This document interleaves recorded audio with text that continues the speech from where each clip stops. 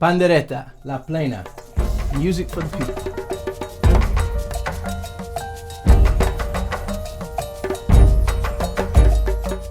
Hey, what's happening, everyone? This is season 1, episode 1 of a new series that I'm calling the Ethnomusicology sessions. I'm not sure if I'll keep that as a title, but that is what it is for right now. So anyways, this is the first episode and we're going to talk about Plena. Recently, I finished a music video and released a new song called Buscando por la Luz here on my YouTube channel, on my website. It's called Buscando por la Luz, which means searching for the light. At its core, su corazón, is a rhythm from Puerto Rico called Plena.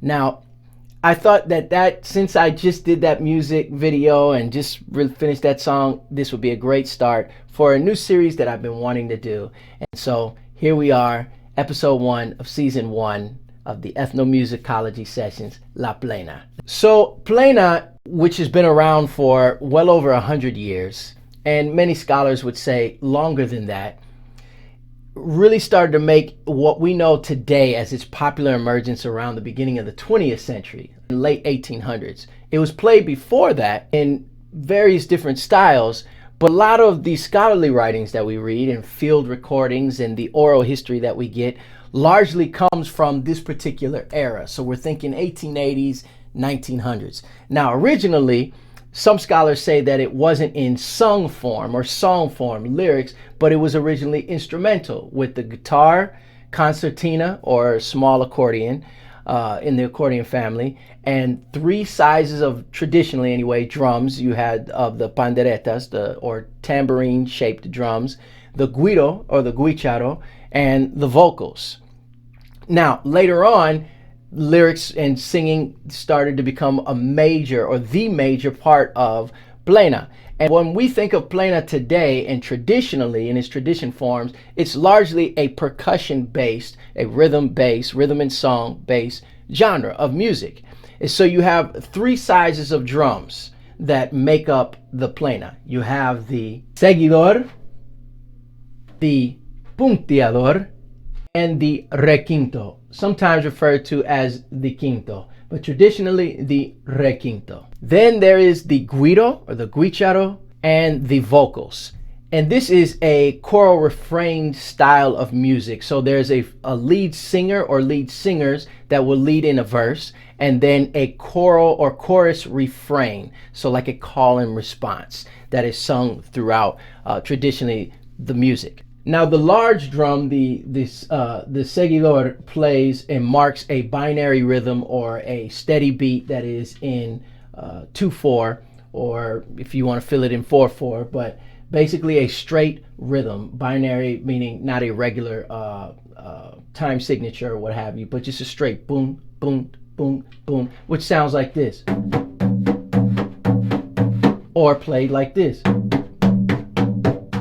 The seguidor plays a rhythm that accents what the punteador plays a rhythm that accents what the seguidor is doing. The accent is largely on the second beat. So you have the seguidor playing where the punteador plays boom, boom, boom, boom, boom, boom, boom, boom, boom, boom, boom, boom. So it kind of marks or stops the rhythm of the seguidor. Then there is, again, the requinto, which improvises.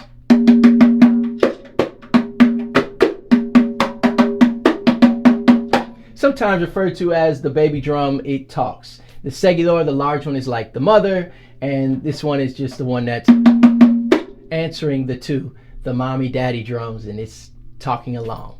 A little about the etymology or the history of the term La Plena or Plena. Now, different scholars believe different things. Some scholars believe that it came from a dancer of the Plena around the beginning of the 20th century, early 1900s, late 1800s, who would dance, and as he would dance, he would exclaim Plena. And so that became adopted, or was adopted as the term of the style of music.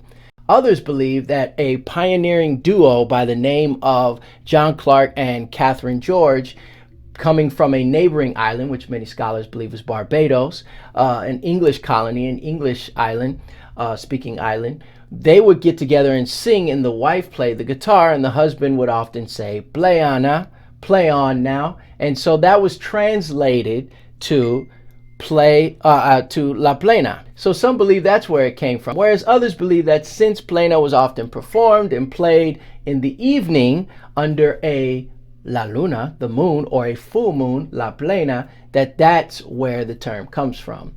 Either way, it's often referred to today as La Plena. The region of Plena is often believed by many scholars in a port town of Ponce, in a barrio and neighborhood within Ponce.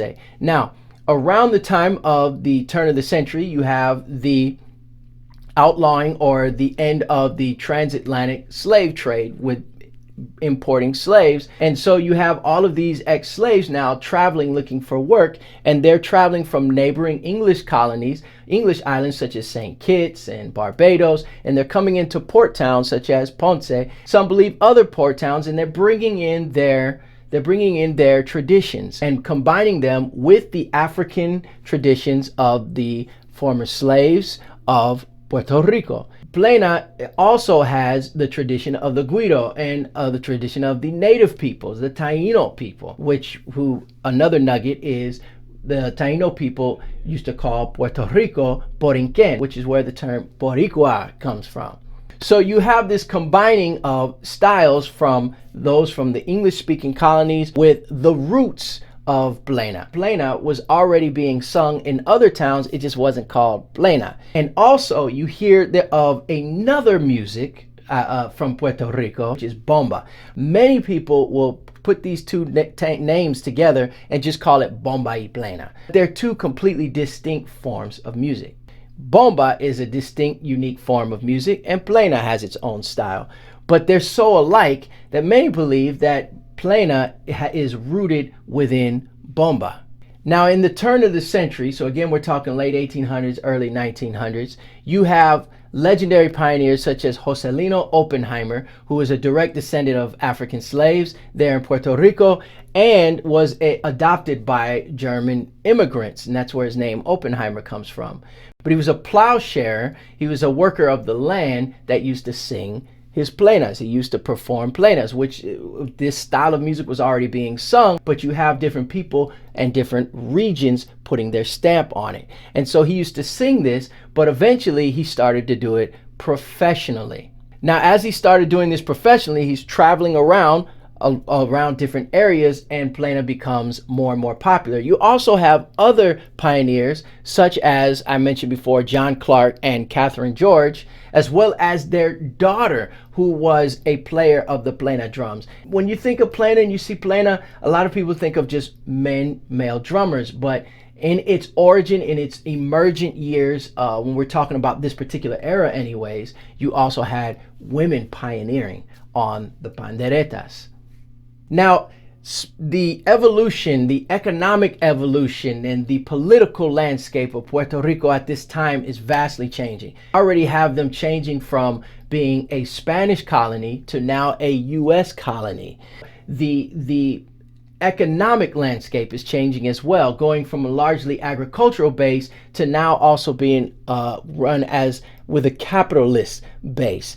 Plena, it was a music of the people, of the working class people, of the land workers, agricultural workers, of the poor, the lower working class as well. And so they're traveling around and they're looking for work, and they're going from agriculturally based areas, rural areas, to the city. So you have artisans, craftsmen, and you have also poets, and you have all of these different people from different backgrounds coming together, and Plena is now evolving. We're going from agricultural and dock areas or port towns to now urban areas within the central parts of the island. And so what's also important is that you have now Puerto Ricans migrating in mass, or the beginnings of it, to the mainland U.S. And at the same time, technology is vastly increasing. And so you now have the emergence of large commercial record labels such as RCA. So hence comes the first commercial recordings of Plena in New York. All the large studios are in New York, not on the island of Puerto Rico, but in New York. And so you have artists like Manuel Jimenez who are now becoming the first commercial performers of Plena. Plena, which was largely a stigmatized music. It was a music of the lower working class and the poor, and definitely not the elite, but out of black neighborhoods, out of poor neighborhoods, and it was frowned upon, and it was largely kept to these locations.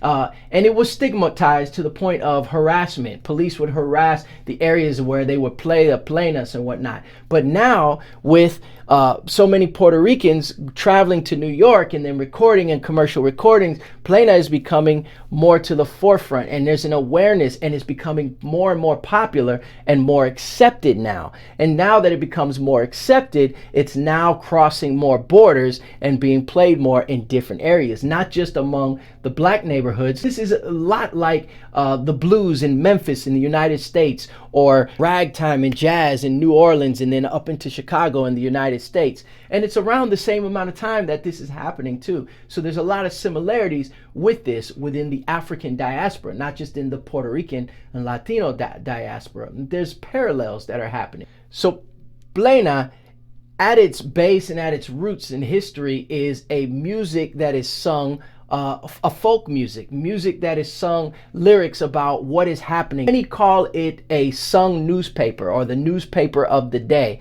but it goes even deeper into that. Not just newspaper as in objective journalism, like just reporting the news, but also the news of what was important to those particular people in their township, in their barrio. And remember, this is a stigmatized music. So this isn't just mainstream news. This is largely attached to the cultural identity within these working class neighborhoods in Puerto Rico, and then later on in the barrios of New York and New Jersey. So Plena, instead of its lively music, and instead of it just being about romanticized lyrics of nostalgia, it's also a music of protest, a music that is used to unify groups of people together. In its early days, in the mid-century, 20th century, 1940s, 1950s, it's used to bring dock workers together to protest for larger wages and a better life, economic, financial lifestyle. It's used in New York for protests. It's used even all the way up to today. In its lyrics, it accuses, it criticizes, it makes fun. There are lyrics about men and women, but it's largely, it can be largely political. It can be about something that happened within a particular township. This is why I, in this video, called it a music for the people. Plena is also an inclusive style of music. So instead, it's democratizing in the sense that in many festivals, or in many townships, or even during the holidays when people come together, you may see people on a virtuosic level playing with those that are just hobbyists, or playing it because of it's their culture and it's their passion. And this is even written within the lyrics of famous Plena songs, where there would be songs where they would exclaim, even if you don't have an instrument, let all who want to come and play pick up a bottle and a knife and play and join in. So it's an inclusive art form, very much a music for la gente, of the people, and it's a unifying music. Even have seen that recently with the protests in Puerto Rico, about the current corruption. So that, in and of a nutshell, is a little bit about Plena.